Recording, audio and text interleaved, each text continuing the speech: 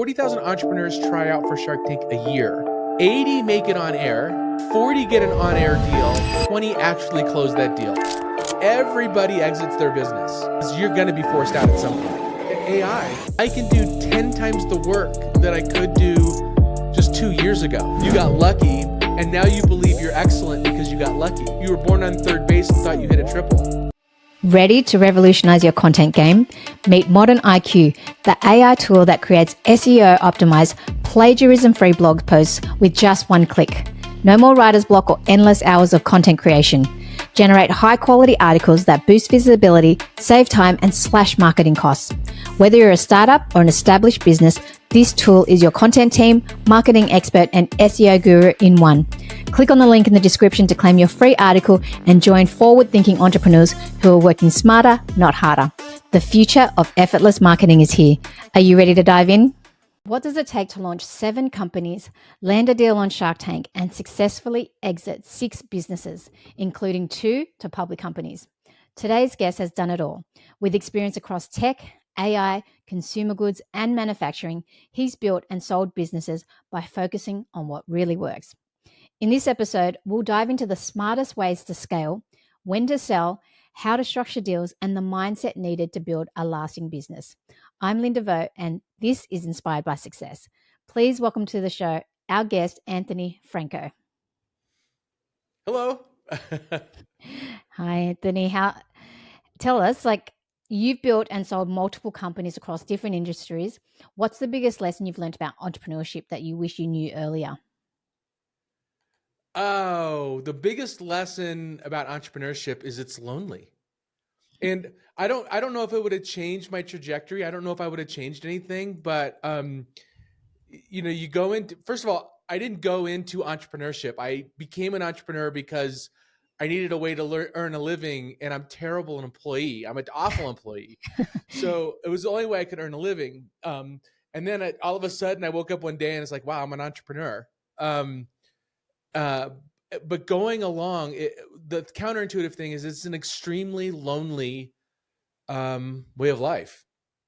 So take us back a bit. Was it a journey that you started on your own? You've always done it on your own? Have you not had partners? Take us back to that journey of how it started and, where it led to now. I started on my own. I started on my own, and it's never by yourself. It's lonely, but it's never by yourself. Mm-hmm. Even if you don't have any partners, you still likely have employees and people that work with you and customers and vendors.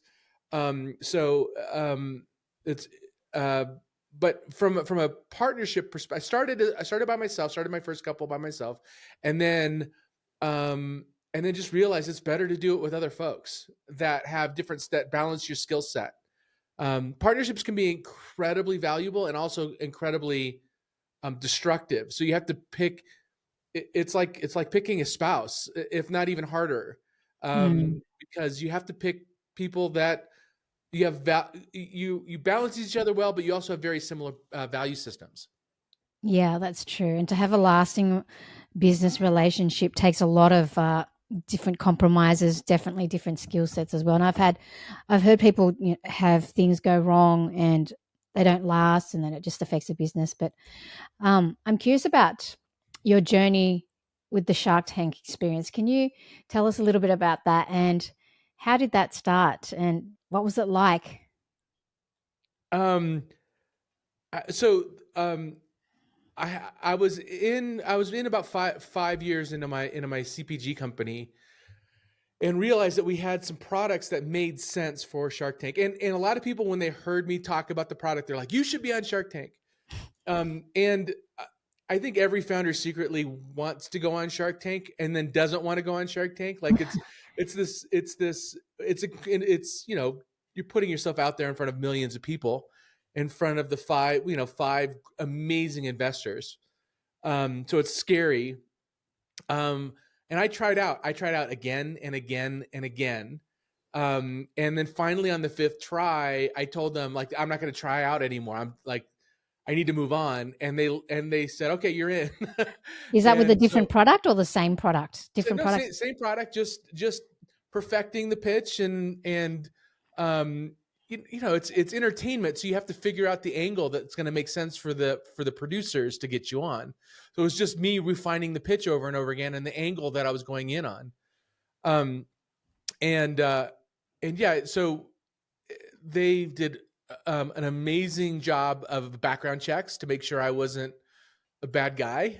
Mm. And then they fly you out. So some stats: 40,000 companies, 40,000 entrepreneurs try out for Shark Tank a year. Wow. 2,000 or so make it to the next round where they start digging in. 1,200 or so get through background checks. They fly, I think they fly 180 entrepreneurs out to film. They only film 120. 80 make it on air.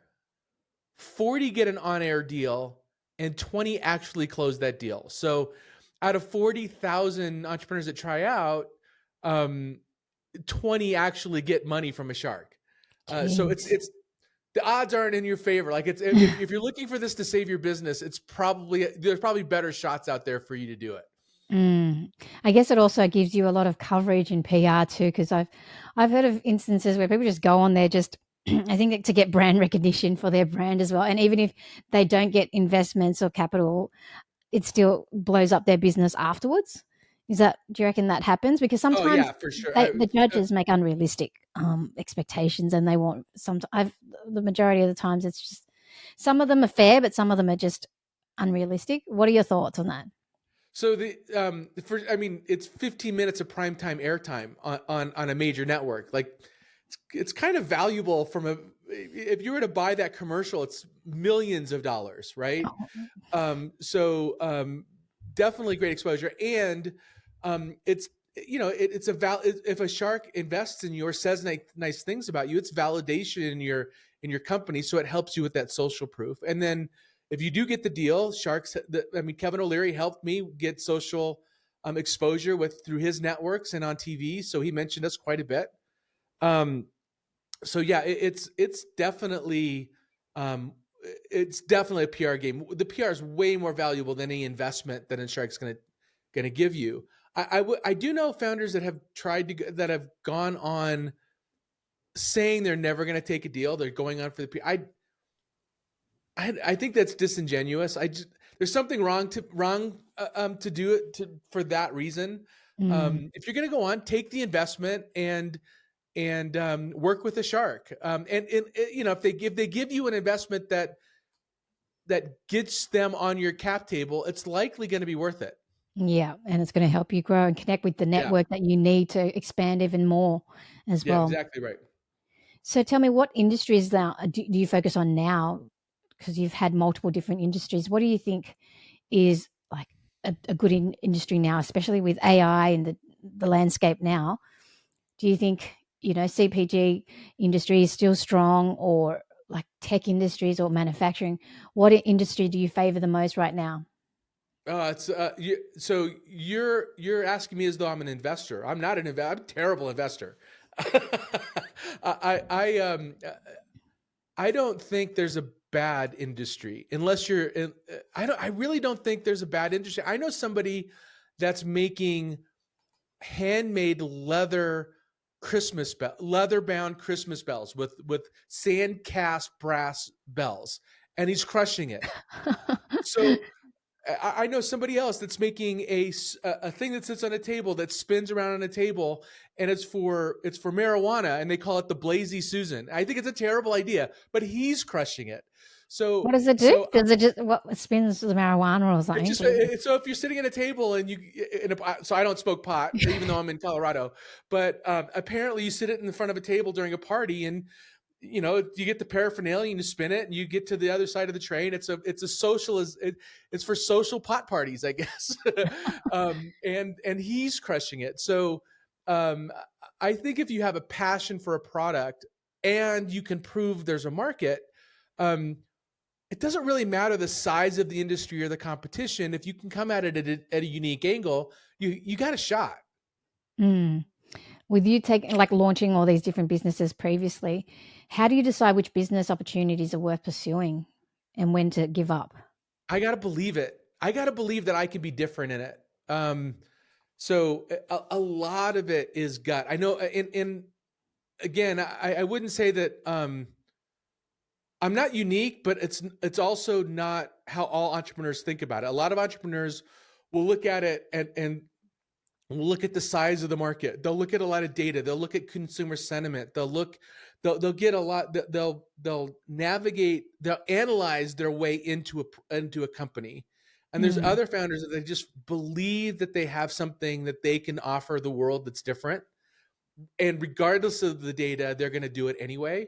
And I've seen both fail miserably, and I've seen both success have a lot of success. Wow. Yeah, no, that's just because sometimes, like as an entrepreneur, if you're a passionate, energetic person, like I've had instances where me and my partner were just came up with an idea and I thought, oh my goodness, it's such a great idea without, but really getting passionate and energetic about it without looking at the stats too. And then I asked for somebody else for their opinion on it. And when they gave me their point of view and the downside, I'm like, oh, I didn't think about that. So yeah, sometimes you have to balance it out with your gut, but with your passion and gut, and then have that data to back it up as well.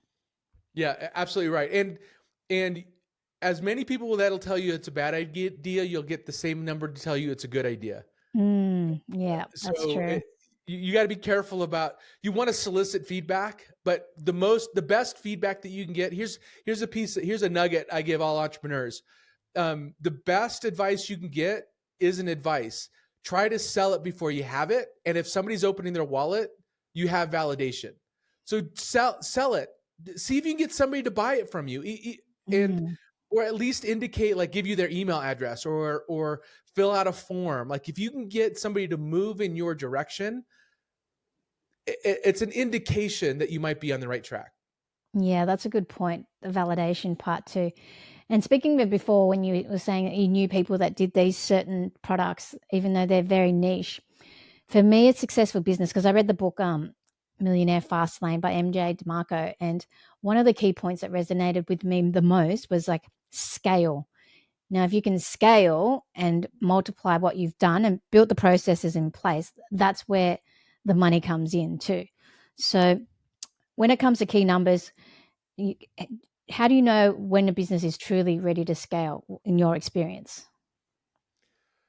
So I'm going to give a counterpoint to that. So scale is, making sure you can scale is important for some founders, not all founders. My Mm, example of the person hand making um, sleigh bells, there's no scale in that business. He's making them yeah. one off, but he's earning a Yeah. really good living. So Okay. so scale, you have to kind of decide what kind of company, what's your mission from a company. Is it to make a good living? Is it to be able to go to all your kids games, and be able to, feed your family and live in a nice house and drive a nice car? Then Oh, yeah. scale may not be as important to you as somebody that wants to put a dent in the world. And if you want to put a dent in the world, and in a good way, um, then the Mm, scale is going to be really important, because you need to hit millions and millions and maybe billions of people.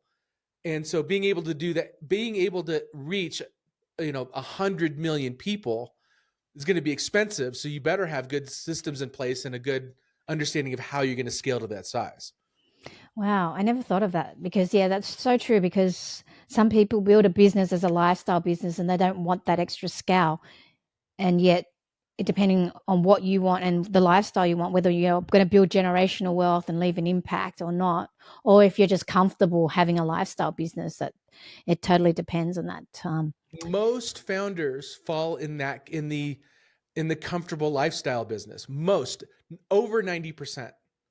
99.9% of companies never raise capital. They're small businesses. Mm, So I have no value judgment. If you don't want to scale and you just want to keep it small, you figured you out. That's amazing. Like I'm your biggest fan. that's true. It's yeah, knowing what you want and being comfortable with that too. when it comes to selling a business, though, because you've had experience, what are the clear signs that you know a person says now's the right time to sell? Because either do they wait until I don't know. I've seen some businesses that they sell because of family matters or divorce, a particular life event, or the way I see it, if a business is doing so well, and it's bringing in so much cash flow, why would you want to sell? So when it comes, when is the right time to sell, basically? Yeah, that's like every answer for entrepreneurs. The answer is it depends. It depends on you. So one of the things that I do now is I'm actually an M&A advisor. I help companies sell. So I've sold 6 of my own businesses. Now I'm selling other people's businesses with them too, and the reasoning behind them is is varied. For me, the reason why I sold is I'm really strong at the launch and scale part. So getting company up, getting them, getting 100%, 200% year over year growth. Once a company gets to a point where you're that, double digit growth is impossible. Now you're about how do you squeeze more juice out of it and get, it's operational efficiency and getting sales systems in place and that kind of stuff I'm not great at. So I exit because I'd rather pass that business on to somebody else that can take it to the next level. I get something to 250 to 300 employees and I'm ready to leave. And Wow. so it's about my comfort level and what I want to be doing day to day. In other circumstances, it's retirement. They've just, you put 30 years into a business and you're ready to get out. In other circumstances, it's health. In other Mm. circumstances, you want to take chips off the table. You've been grinding at it for 10 years and you've been taking an okay salary, but you've been pouring everything back into the business. And it's like, all right, I, I want some security in my personal life. So I'm going to sell for that reason. I'll say this. Everybody exits their business. Everybody does.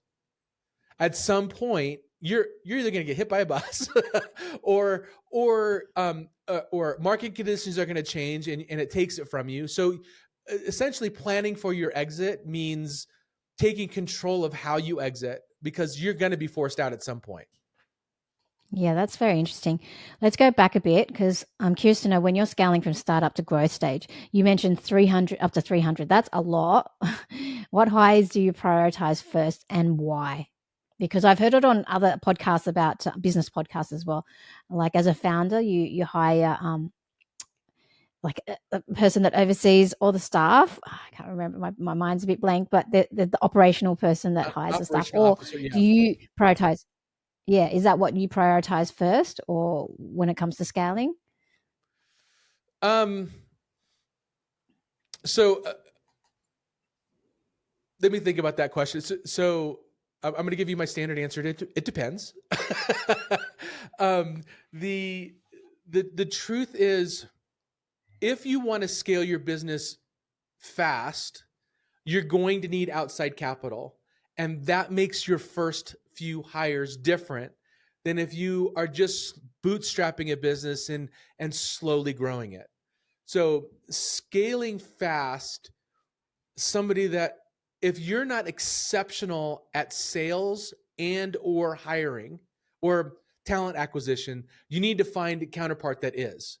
So you Mm. should be good at least at one of those. You should either be really good at sales or really good at attracting talent as a founder. And if you're not good at one of those, that would be my next first hire if I'm looking to scale fast. If you're looking to scale at a bootstrap company, don't hire anybody until you're at capacity and you can't do any more.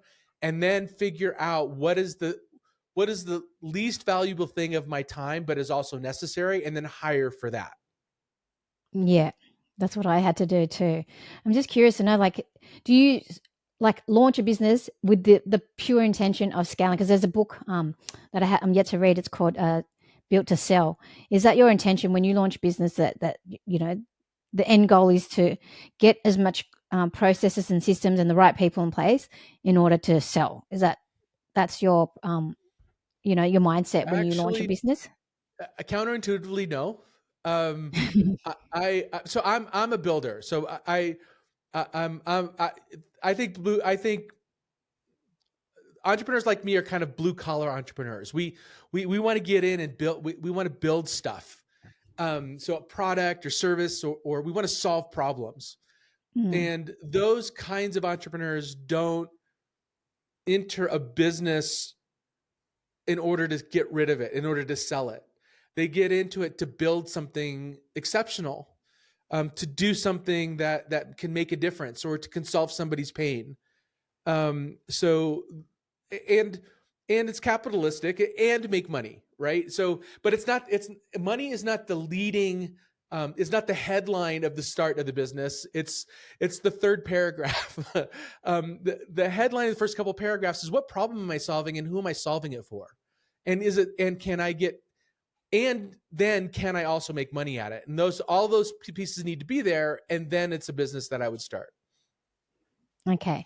And like when you first just say if you're looking at a business that you're helping consulting, because you said you help people sell their businesses. How do you spot and fix all these operational bottlenecks before they slow the business growth? Because I've seen it myself when I look at someone else's business and I can see the bottlenecks, but sometimes they can't look within.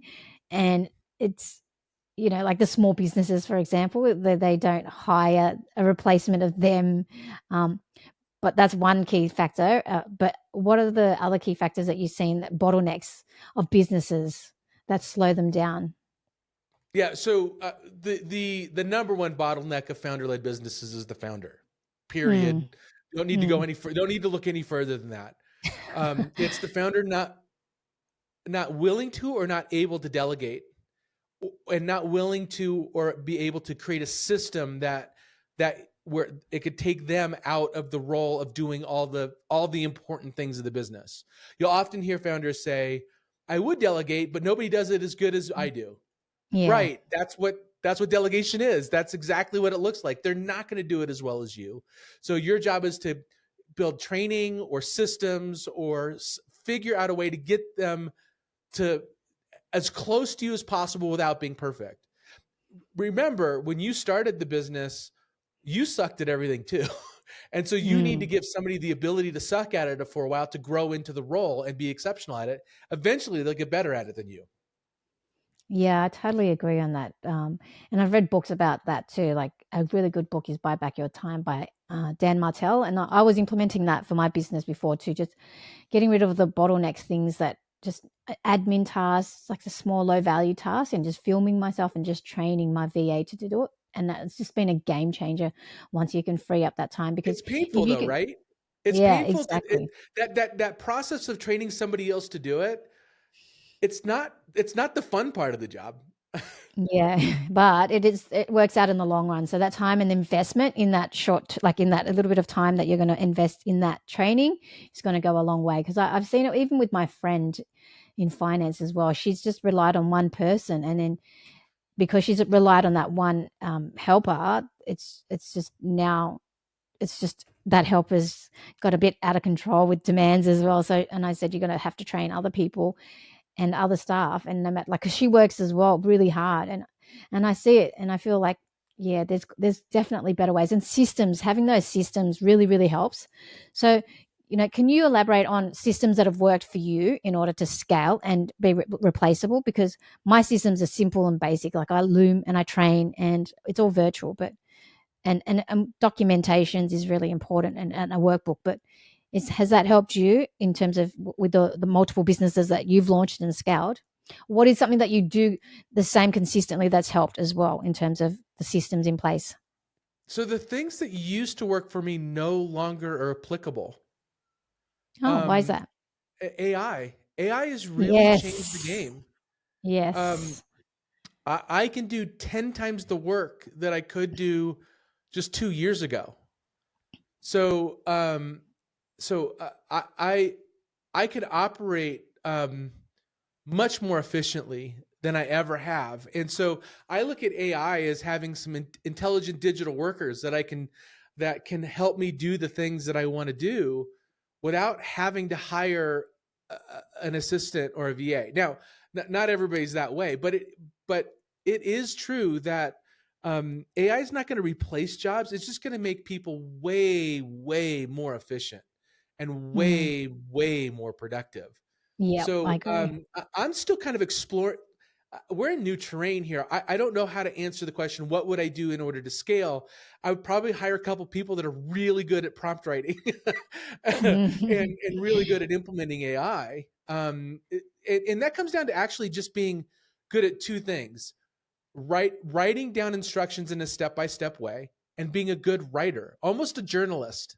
Like I think Yeah. journalists have a really interesting advantage in the era of AI because getting AI to do what you want is just describing it in a very methodical storytelling way. Yeah, that's true. I don't Do have a good you answer for you on that.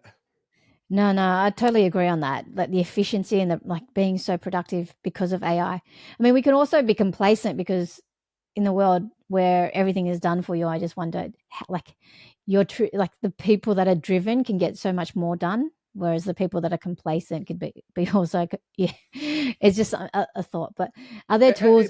So let me challenge you on that. People that are complacent are bored. What's the secret weapon behind every top CEO and entrepreneur? A game changing executive assistant. Hermesi gives you access to elite EAs who supercharge your productivity. From payroll and admin to social media and customer support, they handle it all so you can focus on growth and big picture decisions. These aren't your average assistants. They're expertly trained, thoroughly screened, and equipped with the latest AI tools to work smarter and faster. Ready to delegate and dominate? Get 15% off your first 2 months with code INSPIRE15. Don't wait. Visit Hermesi, that's HERMESSI.webflow.io and take back your time today. It's because they don't have a purpose. So Mm. I think AI might. I'm kind of an optimist, right? So people that are bored or complacent may find AI as a way to find purpose, a way to execute on their purpose like never before. Anyway, just a Yeah. thought. Yeah, that's good. I love that how you flipped it. It's a bit of a game changer. You can do so much and the help. And now there's going to be AI, like there's already AI agents, which I'm curious to know too, because that's going to replace a lot of VAs and virtual staff as well. So it's exciting if you leverage it, but those that don't leverage it are just going to miss the boat. And yeah, it's fascinating. You're gonna be forced to leverage it. Everybody's gonna use AI, whether you like it or not. It's going to happen. Yeah. So yeah, so it's better to figure it out now. That's true. I want to talk about finance as well because, to build and launch those six businesses, the finance part is key. So, what's your strategy for structuring deals when selling to big companies is one question, first of all. Yeah. So so in order to be sellable, in when it comes to finance, your books need to be in really good order. So just something really simple like making sure everything's properly categorized in QuickBooks or Zero or whatever you use, kind of important to buyers. But that's not really what you were asking. You were asking, how do you structure the deal? Wow, this is the biggest depends of. I've seen so many different deal structures. It's kind of mind blowing. It, if you're doing more than, let's say, $2 million in revenue, you're gonna want an expert to help you through it because there's so many different ways to structure deals. There's so many creative ways to structure deals. Um, Can you give me a for couple? example, it could be all paper. In other words, you get stock in the new company. There's a lot of pitfalls in doing that, so you got to be really careful about how that is structured. You can do a lot of buyers they'll do some cash up front and then they'll have you carry the rest of the purchase price. So that's called seller carry. There's mixtures, there's mergers that have a mixture of those two things, cash and stock and seller carry. There's What's seller there's carry? Can you explain a little bit about that? So I've never heard seller of it. carry. So I'm going to buy your podcast from you, right? Okay. And you want $100,000 for your podcast. I only have 50 grand. So I say to you, I'm going to give you 50 grand for your podcast, and you're going to loan me the other 50, and I'm going to make payments to you on it. So you're basically the bank carrying the loan of the other 50K for the purchase of your podcast. It's called seller carry. Essentially, you loan the buyer the money to buy your business. Then why would you want to sell that if you're going to do that though? Oh, because you're going to get 50% of it first. Yes. Well, part of it is that you might be tired. Like you're like, I'm done. I want out of my podcast. Uh, right. It's like I'm retiring or I'm moving on to other things, or I think this person's going to grow it better than I am. Uh, Oh, okay. so there's all kinds of reasons why people do seller carry. It's for smaller businesses, it's very common to have a component of seller carry. And it's not usually 50%. It's usually, 10, maybe 20%. Unless the business is in distress, in which case there'll be seller carry. There's also things called earnouts. So an earnout is I give you, so that same scenario, you want 100 grand, and I say, you know what, I think your podcast is worth more. I'm going to give you that 100 grand, and if we hit certain benchmarks, I'm going to give you a kicker after 2 years as a percentage of your revenue. So it's a way to sweeten the deal for you to sell it to me. Wow. And what's out of your experience, what's the worst case like a worst deal that you've had? Because I've heard of stories where I was listening to another podcast and he was saying that he was going to sell his whole company. Him and his wife, they just had a divorce, and he was going to sell the whole thing, and he was going to give it all to his wife, but and it ended up being that the seller was more like a fraudulent case, and so he lost everything. But that's on like extreme levels. But what's the worst deal that you've done, or have you had any regrets in terms of what you could have done better when it came to exiting those 6 businesses? No, I have a story though of another So I'm pretty happy with the exits that I've had, and that I've negotiated, both for me and the companies I work with. But there is one founder that told me the story where he did the seller carry piece of it, where Mm. he allowed the buyer to carry the entire amount, and they were going to make payments to him to buy the company. And so there's this thing called due diligence that you go through. Due diligence is basically the buyer comes in, looks at all your books, and makes sure that they know what they're buying and that what you told them they're buying is true. And so they went through the due diligence process, signed the agreement to sell them the company for debt, right? So the company was going to make payments on it, and then the company never made the payments. And And so they got they bought the company, but they never made payments on it. they never made the payments to Scam. the founders. And the founders tried to sue them, and it turned out the company didn't have the money to make the payments. So there was nothing to sue, and they couldn't get their money back because they couldn't get their company back. Oh It my was gosh. awful. So again, have a broker, have Wow. an M&A advisor, have somebody that's been here and also hire an attorney. So you can have an advisor, and also you need a good M&A attorney to make sure that that kind of stuff doesn't happen. Wait, that's just Yeah, it crazy. was messed up.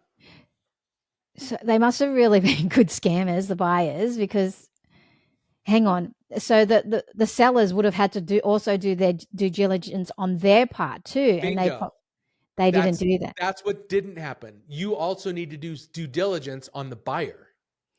What should we be looking out for in terms of if you're looking to sell your business? What should the seller be looking out for? That's super important. What have you, in your experience, there's got to be a process, what you do. Well, I mean, first of all, there's some very basic things like you need to qualify the buyer. Can the buyer actually afford this? What's their net worth? What's the source of capital that they're using to buy your company? That's not an unreasonable question to ask. How are you going to afford this acquisition? If Yeah. they're looking to do debt, now you're becoming a bank. You need to treat them like a bank. You need to do credit checks. You need to look at their balance sheets. You need to look at their cash flow. You need to make sure they can make the payments. It's kind of like you do a flip on them to make sure that they can actually do what they they say they're going to do. If at some point, if they're going to write you a check for the full amount, there's not a lot that you need to do. You need to make sure that the money's there, right? That they can actually, before you go through that whole due diligence process. Another thing you're going to want to make sure of is that you're not giving away, like, your customer during due diligence. You give away your customer data list. You don't want to Mm, do that. It's perfectly yeah. fine to say, you're not getting my customer names. Yeah. We're going through this. You're not gonna be able to talk to them. So there's just certain things that you don't do. You don't give away the company Mm, as you're going through the due diligence. What else? A lot of owners care very deeply about their employees as they're walking away. Are they going to like the new owner? And so there is a cultural due diligence that you can go through. yeah. Um, some don't. Some just want the money, and they'll just take whatever the biggest check is. Yeah. Um, and yeah, so if you're getting the full amount, there's not a lot that you need to do. But if you're starting to have some seller carry or earn out, you need to care a little bit more. Is that company going to be able to continue to grow your business? What's their qualification as a buyer? Um, and are they going to make the payments? Wow. And do they have a good reputation as well? Like the background checks is something I think it's super important. So we can't just look at the Background checks numbers. go both ways often. Yeah. Yeah. Because I read in Shoe Dog, the founder of Nike, some interesting stories there because when he was working with his partners, business partners, there's so much shifty things going on in the business world too. It's just like, and in another book too, there's a book that I really highly recommend. It's called Never Enough, and it's with written by Andrew Wilkinson. And like the horror stories when it came to selling, he just got played by one person basically because he was the guy that was wanting to buy the business was such a smooth talker, and he came into the business and he said he was going to build it and grow it before they can sell it, but he ended up being the most sneakiest snake ever. So it's like you really got to trust the people that you're selling your business to as well. So Yeah. it's If you're selling the business and you have somebody offering you a little bit more than what your business is worth, you have to take that with a grain of salt. A common tactic buyers will use is they'll offer you, let's say your business is worth 1 million. They'll offer you 1.5, mm, and they get you on the hook, and you go through due diligence, you spend all this time, and then they find stuff, and okay, now it's yep, 1.4, and now it's 1.3, yeah, and now it's yeah, 1.2, and then you yeah, get to the signing table, and they're like, all right, actually it's 800K, yeah, and you've gone months through due diligence, and they're hoping for that. Oh, fine, whatever. yeah. Just right. So you just got to be careful. Reputation of buyers really matters. Yeah, I can just imagine. Geez. It's fascinating to me. I just love talking about business and learning about these things. What's one thing when you're negotiating an acquisition, how do you protect your intellectual property? Like you said, you don't give away your customer lists and whatnot, but they've got to do their due diligence as well. But what's your advice on protecting that intellectual property so that they can't Yes. go away and do the same thing and replicate that? And what if they didn't really have the true intentions of buying? Like pessimistic thoughts just in case. But, how do you protect that intellectual property so they don't go and do, I mean, like even Amazon, like as a platform, I've heard that if they've got all the data and the stats, and I've heard that they've taken away businesses because they've seen how good it is and they can replicate it themselves. And they even ask you about your suppliers as well, because I've had that. And then they go and do their own version or go undercut. So that's a big company. But in your Yeah. Amazon got in a lot of trouble for that. They're stopping that. But your point is, how do you really know they're stopping it, right? mm, But when it comes to buyers, first of all, there are agreements that buyers sign before they go into due diligence that says they're going to keep that information confidential that they get, and that they're not going to use it to compete with you if they decide not to follow through. But they have it, right? mm, So there is a little bit of an acknowledgement that you're as you're going through this process, there is that risk. Now, the good news of that is a vast majority of buyers a vast majority of buyers are understand it's harder to build a business from 0 to 1 than it is to get a business from 9 to 10. And so they're buying you because you've gotten it to 9, right? And Mm. you have the employees and the systems and the infrastructure and the customer list. You've established a brand that is worth something. So you have to ask yourself, what are you selling? And likely you're selling the systems, employees, customer list, brand recognition, your territory, whatever, your vendor relationships, all of those things, which is valuable enough for the buyer to buy. Now, if you only have software, if you only have IP and no customers yet, and they ask you, well, we want to see the entire code base, the answer is no.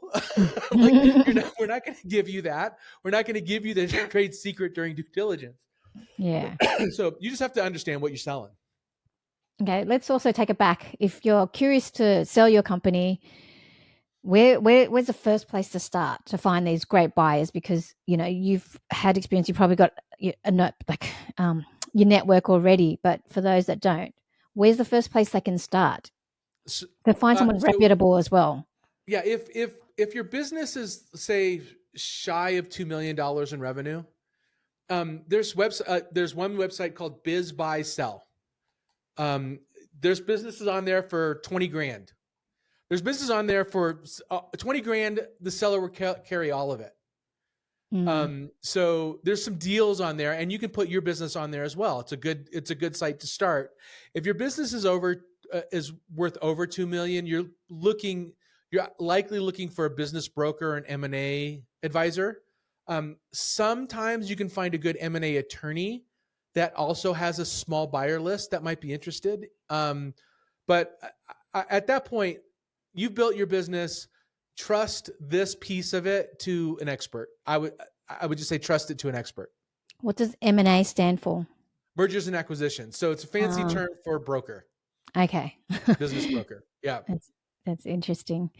Let's talk about mindset and resilience, because you definitely got to, in order to grow and have that long lasting business where you can sell it, you've got some secret sauce there. So I want to know, in terms of building and selling multiple businesses, that takes a lot of mental endurance as well. So you've had to go through multiple different challenges. Do you think it gets easier over time as well? And how do you stay motivated through these different setbacks? It gets harder over time. Oh, wow. Why is Um, that? Is that because you're scaling bigger and bigger, or because you've got that no, experience? so there's nothing better to drive you than fear of failing. Yes. It is the most powerful motivator. And so once you've achieved a certain level of comfort, it's really easy to believe that you can delegate the things that you didn't delegate before. So it's like, I don't like making sales calls, so I'm going to hire somebody to do that. And I don't like I don't like setting up the CRM, or I don't want to build the website, or I don't want to figure out Facebook ads. Like, those are the things that made you great to start. And if you think you can delegate that stuff, you can't delegate the hard stuff and only do the fun stuff, which is what you want to do once you've achieved success, right? Once you've had a couple wins under your belt. So it's harder to stay driven once you're comfortable. It's really hard. You almost have to. So I trick myself like I'm going to run out of money next month. I just mentally put it into my head that we're like I'm not successful. I'm not there. Like it's almost like it's a sickness. it's almost it's but you have to kind of do that if you want to stay driven. If you want to be an entrepreneur and you want to grow, you have to be looking for that thing that's making you hungry. Mm. Otherwise, you turn apathetic, and it's dangerous. Wow. Yeah, that's so true. It's because some businesses are like feast or famine. So if you're comfortable and you've always got feast, it's so true. It's easy to get complacent. So Yes, yeah, I can just imagine that. it's also easy to believe. A lot of founders, this will happen. You got lucky, and now you believe you're excellent because you got lucky. I call it, you were a American baseball term. You were born on third base and thought you hit a triple. Like, you just got lucky. You didn't have to do the hard work. And reality is going to hit you in the face sometime. So that constant fear that you're not going to make it to next month, Mm. no matter what you have to do, manufacture that so you always have that feeling. Yeah. Wow. That's interesting to be able to manufacture that fear. I've never, considered that before. What's a belief or a mindset shift that's had the biggest impact on your success? Um, I think the biggest impact for me for my mental health was a little book that I read called Strengths Finder. It's a Strengths. really easy read. And it basically says, like, I always thought that I had to be good at everything. And we're always taught that you need to work on the things that you're weak at. You need to bolster the things that you're weak at. And this book kind of flipped that mentality on its head, and it said, no. Focus on the things that you're strong at and find people that are good at what you're weak at and partner with them. Yeah. And that was so liberating for me because I'm like, oh, okay, I can just be vulnerable where I'm weak and say, I'm not good at this. You're good at this. Why don't we do this together? It's so liberating. And it doesn't have to be a business partner. It could be an employee. Yeah. I'll tell an employee all the time, this is a job that I hate to do. I Yeah. think it's a crappy job. This is the job, but I need you to do it. Do you want this crappy job or not? And a lot of people say, that's not a crappy job. I love doing that stuff. And you just find people that are strong where you're weak. And that's what makes a really great team. How do you, in terms of, I've got a couple of mindset questions left too, but in terms of speaking of that team building as well, what do you find has been the most successful leadership style for your businesses? Because everybody has their own unique strengths Yes. and styles as well. But what's helped you to become successful in terms of your leadership and building culture? I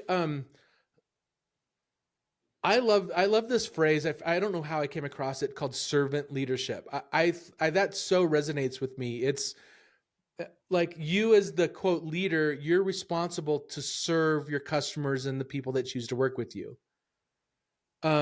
So your job is to get obstacles out of their way so they can do their job. That's your fundamental job. And so, look, that style doesn't work for everybody. It's not genuine. Like, you can't genuinely be a servant leader if you're a narcissist egomaniac, right? A narcissist egomaniac may build a really strong business. I'm not taking that away from you. You might be all the success to you, but that's not what worked for me. Yeah, I don't think Elon Musk would be a servant leader. He gets a lot out of his people. He gets a lot out of his people. I don't think he's a narcissist, though. No, that's true. And he works hard too, because his leadership style is he's extremely hard. He's amazing. I don't know how the hell he does it. I have a lot of admiration for Elon Musk, and also a recognition that I could never do what he does. Very few people can, because there's only one, person that can do all that. He's one in a millennia, right? It's he is special. Anyway, but yes, servant leadership is about recognizing that your job is to make everybody else's job easier. I like that. I like that mentality and mindset. That does not mean you're looking to build.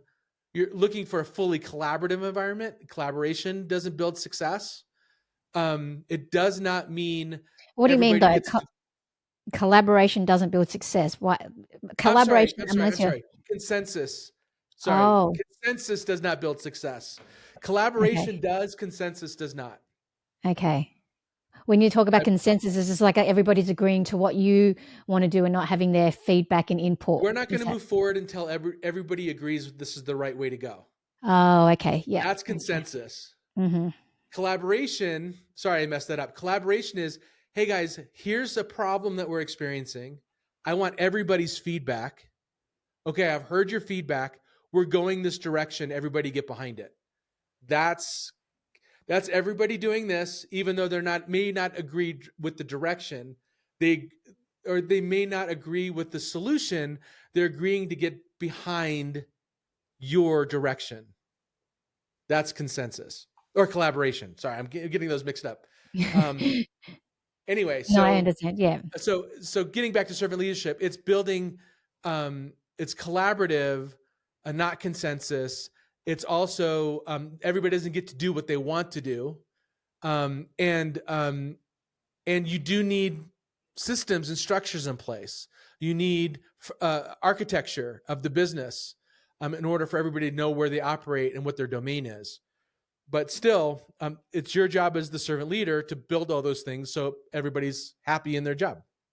Can you elaborate on that architecture framework? Is that like the job? You know how that in the corporate world, how they have the layers and the multiple functionalities, and The org who chart. report. Yeah, the org chart and the. I haven't been in corporate for 4 years now, so do you think that that's the architecture that really builds successful companies, and everyone I knows their don't. place? Yeah, I don't love I don't love hierarchical structures like that. Mm, Um, but if you don't have it, it's confusing the people that work for you. yeah, I'd rather have a flat org structure. Honestly, I would rather do that. But then it's like, well, who's in charge? Who's responsible for this thing? Who's responsible for this piece of the business? And nobody knows how to operate on. Most people don't know how to operate in a flag org structure. So I've learned over the years you kind of need the org chart so that somebody knows who to go, who's my boss, who do I talk to, who's their boss when they screw up, who do I talk, right? It's that structure matters. But that's not what I was talking about when I talk about architecture. Architectures are the systems and processes that are in place that you run things, that everything runs by. And it doesn't need to be rigid like policies, but it's like, here's our process for onboarding a new customer, or here's our process for bringing in a new client or a new product or opening up a new channel. Here's our process in hiring a new employee. Those really do need to be kind of written down and then constantly reviewed, um, so that you can build so you're not having to reinvent the wheel every time you bring somebody else on. yeah, it's incredibly valuable, and it saves you time, so you don't have to train. That's the way I've done it now. Every time, just say if I've got a new editor, and instead of repeating myself constantly, I'll have there's a document and it gets changed to, and people can input, like each editor can input what they've learned from what, so it just saves me time training, retraining. So, and then I've created a way that there's one senior editor that oversees everybody, so I don't have to constantly do that with any juniors. But I think it's so important to build that, to have it in case somebody leaves, there's a process there, and that it just saves so much time, and it just organizes the business as well. Yes. When things don't go as planned, how do you reset and refocus? Have you had really moments where, like in business, there's always going to be challenges, and you know, depending on the seasons and stuff. But this is a more of a mindset question. How do you reset and refocus when things don't go your way? There's I'm trying to multiple think of challenges. I'm trying to think of a circumstance where thing has gone by plan. Like I Most of the time, they don't go as planned. most of, I think the bad expectation is to believe that your plans are right. um, Yeah, I, it's I don't true. I don't yeah, I kind of expect to be wrong all the time. Um, so I don't have to reset. It's like, oh, I was right. I was wrong. um, so it's constant invention. My default state is trying to figure out what I'm doing wrong. And I'm most nervous when things appear to be working perfectly. It's like I'm missing something. What am I missing? Um, Wow, I never thought so of it like that, to actually think about always what you're doing, like, wrong constantly. Isn't that yeah, it's not unique. a mentally healthy place to be in all the Yeah. time. Yeah, it was a negative mindset all the time. But I guess you could find efficiencies that way as well, because like Elon Musk, he does, if it's not broken, then multiple times, then it's, so that's a different like a contrarian way to think of doing business, I Yeah, guess. but I think it is the right way to think about everything in your business. Everything can be optimized a little bit better. Everything can be a little bit better. Mm, Um, you have made some bad assumptions somewhere. Go figure out what those are. Um, and early stage, those assumptions are really big, like who my customer is, and later stage, um, they can be a lot smaller. Like I shouldn't be bidding on this keyword on Facebook. mm. But you're always looking and reassessing your assumptions. Yeah. And that improvement thing, I did read somewhere that, even if you make a 1% improvement every day in your business, it's just going to accumulate in the long run. Just that one tiny percent every single day, it's going to make a huge difference rather than fixing it at the very end. So, is Yeah, there and I spoke to a founder on my podcast last week who built $1 billion company, and wow. he did something interesting. He said we reevaluated our core assumptions every year. Like foundationally, is our core assumption correct? So he took a really critical look at his business every single year and challenged everything. That doesn't mean he changed everything, but he challenged everything. Did It's it? it's the best Elon Musk. It's another Elon Musk story. I think it's called the zero sum budget. So every year you start with a $0 budget and you add things to it, Oh rather wow. than looking at your budget and your current budget and taking things off. So every year he looks at his budget and goes, okay, we have a $0 budget. What do we need to do to operate the business next year? What do we need to add to it? It's a really interesting Wow. perspective. I think it's not for the faint of heart, but it's an interesting way of looking at it. I never thought of it that. Yeah, because most people, they go from, all right, where can we cut costs? But I've never heard that Yes, concept of doing it the opposite. opposite. Yeah, All that's right, where, justify your job. All right, justify your job. It's like, what? Every year I got to justify job ye every year. wow, and the efficiencies that he's doing, like, did you heard it that he's cutting off the federal education or something like that, and they're just all fuming because he's just gonna make things so much more efficient in the government. Yeah, let's just say here in the United States, things are really interesting right now.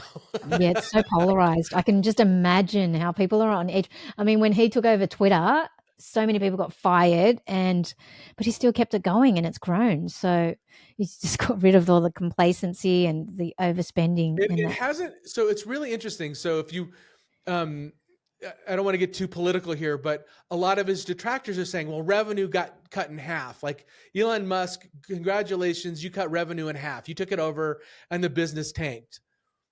But then you dig it a little deeper. Yes, revenue got cut in half, but his profits doubled. Oh wow, So the business is just way healthier on half the revenue. wow. So yeah, I just don't think betting against him is a good idea. Yeah. Speaking of successful people that you've interviewed from your podcast, what are the commonalities that you see in terms of mindset, or like the ones that are built? I'm fascinated by the $1 billion person, like that's built $1 billion company, and that takes a certain level of mindset and something unique about them. So, out of the people that you've interviewed, and all the successful people that have built great companies, what's the commonalities that you see that have made them that successful and build great companies, whether that be mindset or whether that be the operational excellence or the people? What's the commonalities that you see? It's I've actually been thinking quite a lot about that this week. I recognized yesterday actually on our podcast, like I'm hearing the same things. Like we're on Monday we were talking about how do you get from small business to enterprise. And the week before that, we were talking about how do you build a good marketing strategy. And the week before that, we were we were talking about making your first hire as a startup. And a week before that, it's like, how do you build, how do you structure a good marketing message?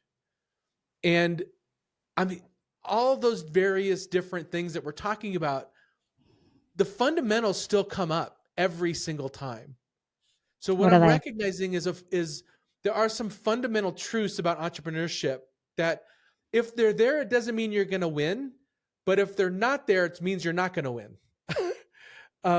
And some of those fundamental truths are, you know, I used to roll my eyes when somebody said, "Well, we need a good mission, vision, and value statement." I was like, "Oh gosh, really? Are you kidding?" You know, because you're going to stick it on the wall and we're never going to read it. And I'm right, but they're also right. And they're right because you need to have a good understanding of why your company exists on the planet. And then you need to be really good at hiring to that mission. So it comes down to purpose or direction or whatever you want to call it, mission, whatever you want to call that. But you need to have a clear statement that this is where we're going. This is who we are. A clear way of making sure that when you bring on people, they align with what you're doing and who you want in the company.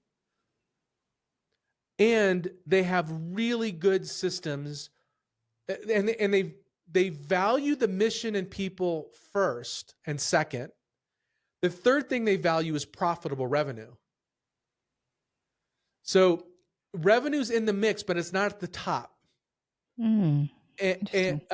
But it's in the mix. It's you're not a nonprofit. So if you're not profitably growing, then you don't get to grow because you're going to run out of money very quick.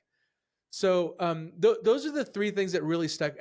We always go back to those three things, or a flavor of how what you're doing impacts one of those three things: your direction, the people that are with you, and profitable revenue. Those three things are the cornerstones of every business. That's fascinating, because when you said that, it just made me think about that book, that Shoe Dog book as well. By the way, like, it's a fantastic book. I couldn't put it down. And, you know, that's where they started from humble beginnings to be able to have that why and the mission. And they simplified it, but the people as well. You need to be able to motivate your team, and they've gone through rough times, and it was the team that was able to follow the leader's mission and purpose and that direction as well. So it's very fascinating. Guys, if you've found this valuable as much as I have, please, if you're watching, comment below on what resonated with you, and hit that like, hit that subscribe. And if you're listening on the podcast, do me a favor and just hit that follow button. It does help the channel grow. But yeah, this is really fascinating. And another thing with successful people that you've interviewed, is there any other commonalities in terms of the mindset, not just the operational and the business part of things? Because with me, I've interviewed some great guests as well, and I found the really successful ones that have hit up there in terms of the business size. A lot of them seem to be calm, and the rituals that they do as well, they're very disciplined in terms of their well-being as well. But, you know, a lot of them also meditate. Do you find any other successful traits? I mean, like traits from successful people that you found that it's interesting as well, besides the operational excellence? There is one common theme that I've noticed from a personality standpoint, is that there is no commonality. Okay. Somebody will tell you that their mental health is most important, or their physical health, or meditation, or making sure you get away from the office for 2 weeks, or balancing work life. And some of them are completely personal messes in their personal life and are running a really successful company. So, wow. yeah, no, I kind of find that almost reassuring that you don't have to be like a successful person that you're modeling in order to be successful. Like you have the ability to win, even if you don't have all the same traits as somebody that you think is a winner, right? The other thing that I notice is with the more successful you are, the more humble you are about how you got there. You more recognize that it takes a team. It takes a lot of luck. And luck, I mean, by putting yourself in front of a lot of customers, and one of them is going to hit, right? So just putting yourself out there a lot and hoping to get lucky. Um, and and also recognition that your way may not be the only way. Like those things, that mindset is very, I guess that would be what commonality mindset is humility. I love that. That's powerful. Is there a book, mentor, or experience that's completely changed how you approach business? Well, certainly the book that I always say is Strengths Finders. That's a great book. Highly recommend. Also, a great book for operations is called Traction. Oh, yeah, I've heard of that. And Traction is a great book for small business. Look, it's not the only way to run your business, but Traction talks about this thing called the entrepreneurial operating system. It's a way to run your company as a system. And it's a great start. If you don't have a system, it's a great system to implement, and it's fairly lightweight. You can read the book and implement it. And there's even EOS implementers across the globe that can help you do it. So I would recommend those two books for budding entrepreneurs. Nice. I'll definitely look into those two books. What's one piece of advice from a mentor or investor that's stuck with you? That a mentor. So have you seen the movie Princess Bride? Is that an old movie? That's an old movie. It sounds Yeah. familiar. It's not haven't old to seen it. me, but yes, it is an old movie. Yeah, I've heard of it. I haven't seen it. Yeah. Yeah. So there's a scene. There's a scene in this movie, and I'll try to cut to the chase. There's a scene in a movie where there's a witch played by Billy Crystal is deciding whether or not to heal somebody that's almost dead or nearly dead, and he's looking for a reason. He's looking for a reason to get to save the hero of the movie, and they talked about needing a noble cause in order to save this person, and it turned out his noble cause was true love, and that was the noble cause. But this one of a good friend of mine and somebody that I've started businesses with, he said to me that having a noble cause for your company, for you, is incredibly powerful. So finding that, we talk Why? about Your mission or ultimate. purpose, but having a North Star, a reason, a purpose for you, the reason why you get up in the Yep. morning Yep. and do what you do. If you don't have that, you need to find it because you're lost. Yeah. That's And Simon that's Sinek always has stuck with that. me. Yeah. Start with the why. That's something Yeah. crucial. Yeah. And why for you? Why Yeah. you? Why are you getting up every morning? Yeah, that's so true. Something to think about too. I know my why personally too. It's just but everyone has their own unique why. Yes, How exactly right. would you personally define success? What does the success mean to you? For, Everybody has for a different definition of success, but what does it mean for you? for me, um, success for me is helping other entrepreneurs win. That's success.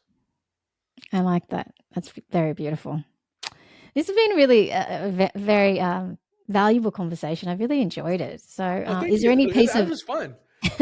is there any key pieces of advice that you'd like to leave our audience with? Any key messages that you want to share, and also where they can find you? Yeah, they're actually both related. So I started my podcast. The podcast is called How to Founder. If you I want to like follow it. us, just go to howtofounder.com. We're available on all the platforms, and then you can also link with me on LinkedIn there. And the reason why I started is because being a founder, like I said, is lonely, and the best way to kind of overcome that loneliness is to find other founders.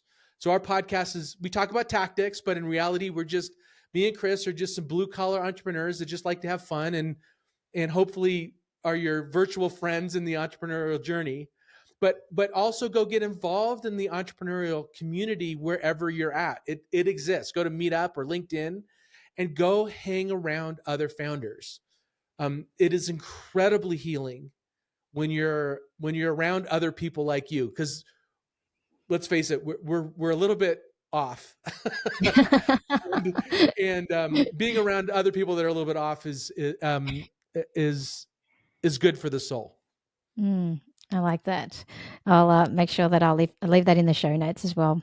Thank you so much for your time, Anthony. It's been a pleasure, and I've had such great insights and knowledge too. So thank you for that. Thank you for having me again.